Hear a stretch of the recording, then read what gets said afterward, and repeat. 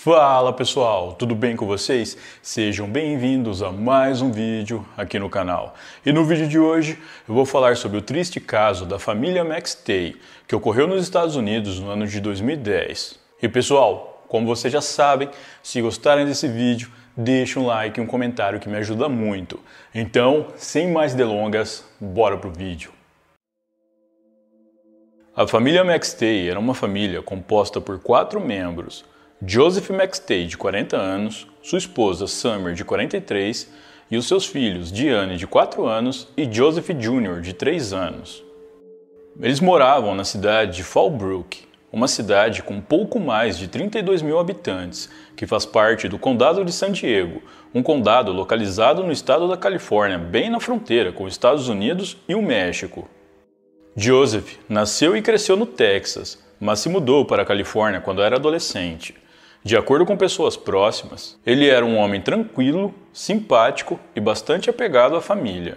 Ele era sócio em uma empresa que construía fontes decorativas e era visto por seus colegas de trabalho como um homem muito batalhador. Eu não encontrei muitas informações a respeito de Summer, a esposa de Joseph. Só encontrei que ela nasceu com outro nome, Virginia Lisa Aranda, e que ela era uma conhecida e respeitada corretora de imóveis na região em que trabalhava. O casal estava junto há 5 anos e, de acordo com familiares e amigos, eles se davam muito bem, ao ponto que ninguém nunca presenciou uma briga ou discussão deles. Em 2006, eles tiveram o primeiro filho, Diane, e no ano seguinte, 2007, nasceu Joseph Jr. As duas crianças eram muito apegadas aos tios e avós e muito amadas por seus pais. É dito que Joseph e Summer eram excelentes pais. Tudo o que eles faziam eram pensando nas crianças. Inclusive, antes dos filhos do casal nascerem, eles moravam em San Diego, uma cidade na Califórnia com mais de 1.400.000 habitantes. E posteriormente ao nascimento das crianças, eles decidiram que seria melhor mudar para uma cidade menor e mais tranquila. Por isso, acabaram escolhendo Fallbrook, onde compraram uma casa de 5 quartos em um ótimo bairro. O plano do casal era ter mais um filho e criar todos eles naquela bela e tranquila cidade. Porém, os planos deles seriam interrompidos, e de maneira trágica e cruel. Na noite do dia 4 de fevereiro de 2010, o casal, juntamente com seus 2 filhos, desapareceram sem deixar rastros. Uma câmera de segurança do vizinho chegou a filmar o momento em que o carro da família, um Isuzu Trooper 96 branco, sai da garagem deles. No entanto, não foi possível ver quem estava ao volante e quantas pessoas haviam no carro. Nos dias posteriores, familiares do casal tentaram contato com eles por diversas vezes, mas sem sucesso. Em 13 de fevereiro, Michael McStay, irmão de Joseph, viajou até a casa da família. Ao chegar no local, ele chamou diversas vezes, mas ninguém atendeu. Ele então deu uma volta no quintal da casa e encontrou uma janela aberta do qual usou para entrar na residência. Dentro da residência, ele procurou pelo irmão e família, mas não havia ninguém, somente os 2 cachorros deles que estavam dias sem comer. Michael então foi até o departamento do xerife do condado de San Diego e informou que o seu irmão e família estavam desaparecidos há dias. Detetives e uma equipe de perícia foram mandados até a residência deles e durante as investigações eles notaram que não haviam sinais de luta e nada que indicasse algum tipo de invasão. No entanto, havia sinais de que a família tivesse deixado o local com muita pressa, como se estivessem fugindo de algo.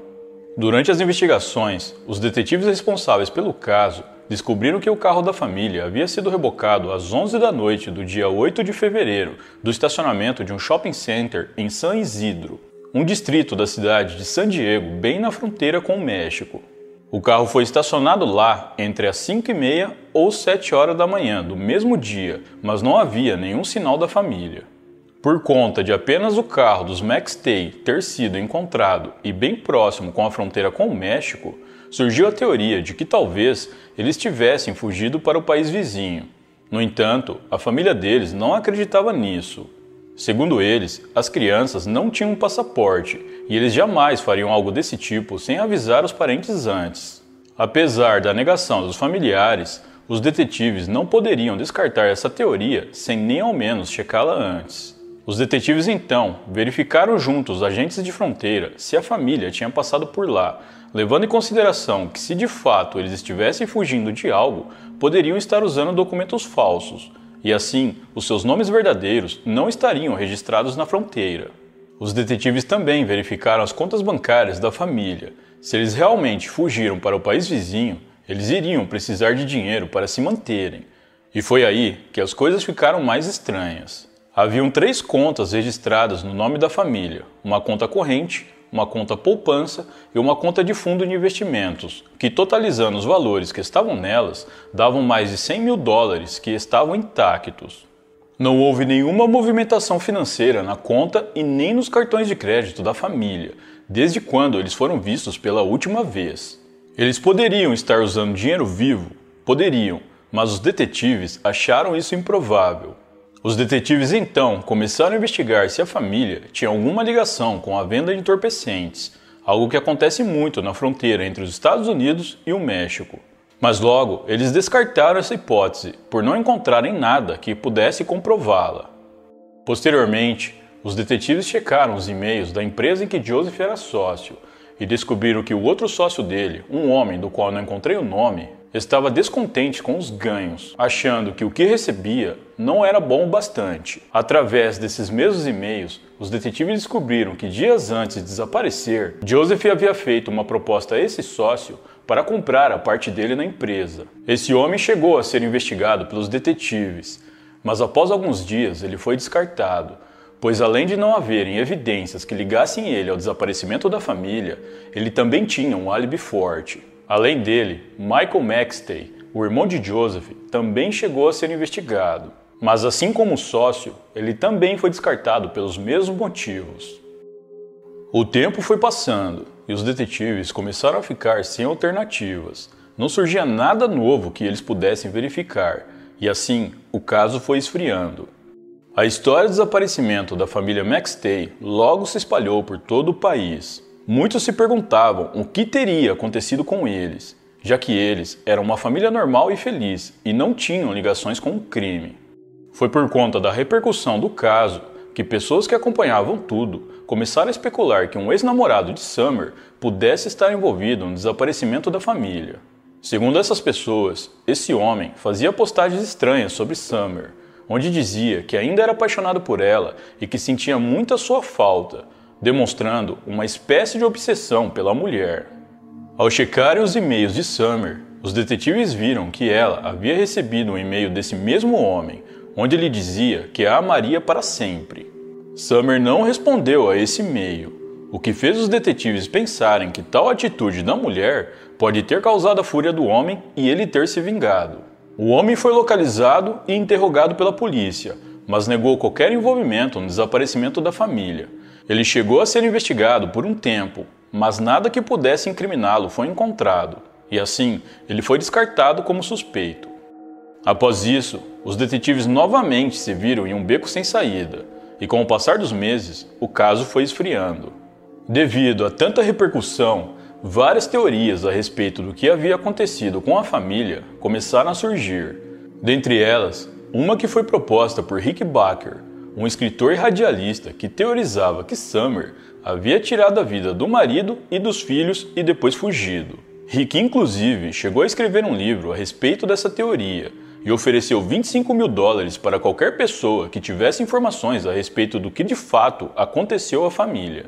A outra teoria era o contrário. Ao invés de Summer ter tirado a vida do marido e dos filhos, foi Joseph quem fez isso para fugir com uma amante. E várias outras teorias surgiram, até mesmo algumas envolvendo extraterrestres, que não agregam nada a esse vídeo. Mas, apesar de todas essas teorias, a verdade só viria à tona alguns anos depois. Em 11 de novembro de 2013, um motociclista que trafegava pela Rota 66 na Califórnia, sentido a Los Angeles, viu algo estranho numa parte do solo do deserto, próximo à cidade de Victorville.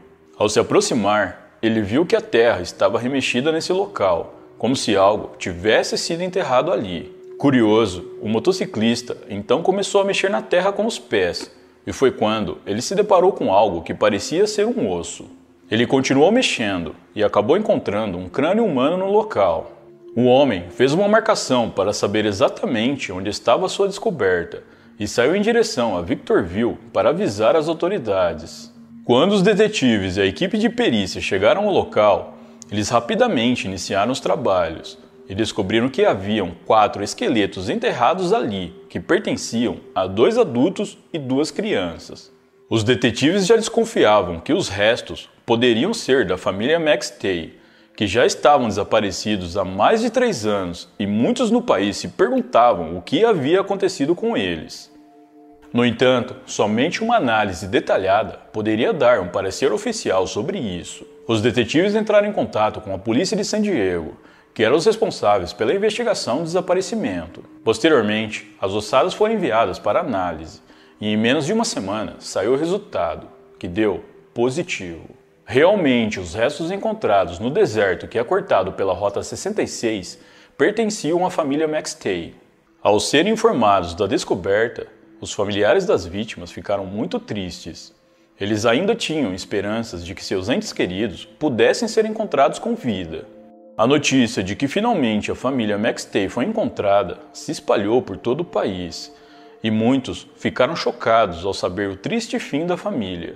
Ainda mais porque 2 das vítimas eram crianças. Agora, as autoridades teriam que se empenhar para saber quem foi o responsável ou responsáveis pelo crime. Junto aos esqueletos encontrados, também havia uma marreta de construção que os detetives acreditavam ser a arma do crime. Isso foi confirmado alguns dias depois, após os médicos legistas constatarem que as 4 vítimas haviam sofrido um trauma na cabeça por um objeto contundente. A equipe da perícia não foi capaz de extrair DNA do cabo da marreta, com o objetivo de tentar rastrear o autor ou autores do crime. No entanto, havia tinta no cabo, que após uma breve análise, foi constatado que se tratava da mesma tinta que Joseph havia comprado para pintar uma parte de sua casa, dias antes de desaparecer com a família. Para os detetives, isso indicava que o responsável ou responsáveis pelo crime havia pego a família ainda na casa deles, pois ao que parecia, a marreta pertencia a Joseph. Eu procurei informações se a polícia foi novamente até a casa da família para fazer uma perícia mais minuciosa, mas eu não encontrei nada a respeito. Eu creio que, por ter se passado mais de 3 anos, a casa já tenha sido vendida para outra família. E se não foi, certamente houve circulação de várias pessoas pelo local, o que contaminou a área. Sendo assim, seria inviável para as autoridades fazerem uma nova perícia na casa. Mas eles ainda estavam em posse do carro da família, o Isuzu Trooper 96 branco, que ficou guardado como evidência todo esse tempo. Após uma minuciosa perícia no veículo, foi encontrado DNA no volante e no câmbio. Esse DNA foi extraído e depois de uma análise foi descoberto que ele pertencia a Charles Merritt, um dos funcionários da empresa em que Joseph era sócio. De acordo com fontes, Charles trabalhava com Joseph já fazia alguns anos. Eles, inclusive, eram considerados bons amigos, que até saíam para beber juntos e frequentavam a casa um do outro. Os detetives, então, passaram a levantar informações a respeito de Charles, e eles descobriram que ele já tinha ficha na polícia por roubo e receptação de propriedade roubada. Os detetives descobriram também que Joseph havia discutido com Charles por ele ter feito um serviço para um cliente de qualquer jeito. Na ocasião, o cliente já havia pago $42 mil para a empresa de Joseph pelo serviço. No entanto, o trabalho foi mal feito e o cliente pediu a devolução do dinheiro, o que deu um certo prejuízo. Para questões como essa, havia uma cláusula no contrato que Joseph tinha com Charles, que dizia que se Charles não fizesse um serviço de qualidade e o cliente reclamasse exigindo um estorno, Charles teria que ressarcir o prejuízo. Porém, Charles já estava atolado em dívidas devido ao seu vício em jogos, e ele não tinha de onde tirar esse dinheiro. Além disso, esse trabalho era sua única fonte de renda, e se ele não ressarcisse o prejuízo, o contrato de trabalho seria encerrado e ele seria demitido. Charles foi levado para interrogatório e negou que tenha tido qualquer envolvimento no desaparecimento da família McStay. No entanto, os detetives já estavam um passo à frente dele. Eles mostraram para Charles um relatório de sinais telefônicos que comprovava que o celular dele esteve no mesmo local em que os corpos foram enterrados na madrugada em que a família desapareceu. O relatório mostrava ainda que o celular dele também esteve no estacionamento do shopping em que o carro da família foi abandonado. Apesar de Charles ter continuado negando qualquer envolvimento no crime, os detetives não tinham mais dúvidas. Ele era o responsável pelo crime. Ele foi preso em 7 de novembro de 2014 e foi acusado de diversos crimes. Enquanto ele estava preso aguardando seu julgamento, os detetives descobriram que no dia do crime, Charles entrou na conta da empresa de Joseph e forjou vários cheques em seu nome, e ele fez isso de dentro da casa das vítimas. Posteriormente, ele pegou o dinheiro que conseguiu fazendo isso e foi gastar tudo em cassinos locais. Em 7 de janeiro de 2019, se deu início ao julgamento de Charles Merritt, que foi amplamente divulgado e coberto pela mídia. Em 10 de junho de 2019, o júri o considerou culpado e ele recebeu uma sentença de prisão perpétua e 3 sentenças de pena capital. Atualmente, Charles se encontra no presídio de segurança máxima de San Quentin. Para os promotores, o motivo do crime foi financeiro. Como Charles sempre alegou inocência, ele não deu detalhes de como cometeu o crime, mas acredita-se que ele tenha dopado a família em algum momento em que estava na casa deles. Após isso, ele teria colocado o casal e as 2 crianças no carro da família e dirigido até o deserto onde não havia ninguém. Nesse deserto, Charles usou a marreta de construção que pegou de dentro da casa da família e a usou para tirar a vida deles. Na sequência, ele os enterrou juntamente com a marreta, foi embora do local e alguns dias depois abandonou o carro da família no estacionamento do shopping em San Isidro. Nos anos seguintes, Charles continuou trabalhando na empresa em que Joseph era sócio e viveu sua vida como se nada tivesse acontecido, enquanto que amigos e familiares das vítimas estavam desesperados e angustiados atrás de respostas. Hoje, no local em que os corpos foram encontrados, há 4 cruzes que simbolizam cada vítima. Algumas pessoas que passam por ali costumam deixar flores, brinquedos e fazem orações pedindo para que a família descanse em paz. Bom, pessoal, então é isso. Muito obrigado por me assistirem até o final. Eu vou ficando por aqui. Um grande abraço e até a próxima.